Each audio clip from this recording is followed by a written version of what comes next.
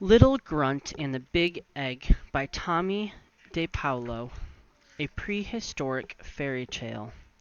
Once upon a time, in a big cave, past the volcano on the left, lived the Grunt tribe.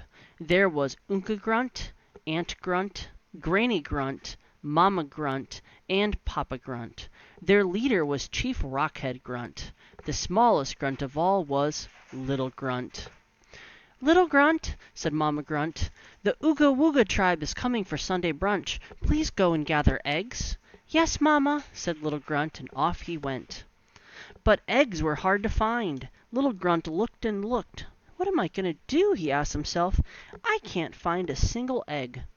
I'll try one more place." And it was a good thing that he did, because there in one more place was the biggest egg Little Grunt had ever seen. How would he ever get it home? Eggs break very easily. "I know," he said, and he gathered some thick pointy leaves and wove them into a mat, and he carefully rolled the egg on top of it, and then he pulled and pulled and pulled the egg all the way home. "My goodness!" said the Grunt tribe. "Ooga Ooga, what an egg! That will feed us and the Ooga Woogas, and maybe even the Grizzler tribe. Maybe we should invite them to Sunday brunch too." "Ooga Ooga, yummy, yummy!" said the Grunts. They put the egg near the fire and went to bed.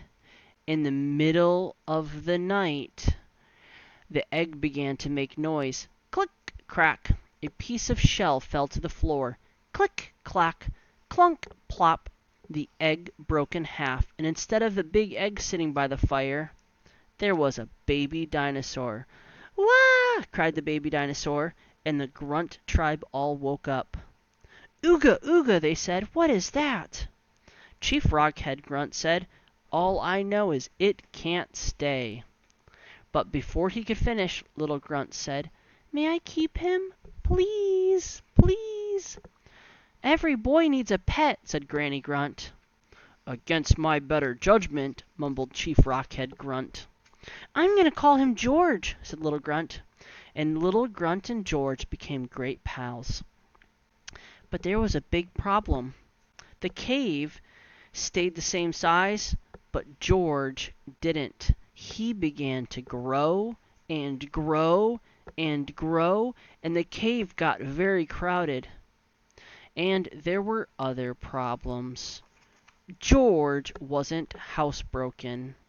George ate all the leaves off all the trees and all the bushes all around the cave, and he was still hungry. And George liked to play rough. George stepped on things, and when he sneezed, achoo! It was a disaster. "Ooga Ooga, enough is enough," said the Grunts. "I guess it wasn't a good idea to keep him," said Granny Grunt. "How about a nice little cockroach? They make nice little pets."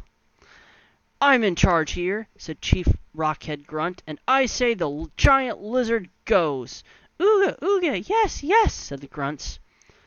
"But you promised," said Little Grunt. The next morning, Little Grunt took George back to where he found him. "Goodbye, George," said Little Grunt. "I'll sure miss you."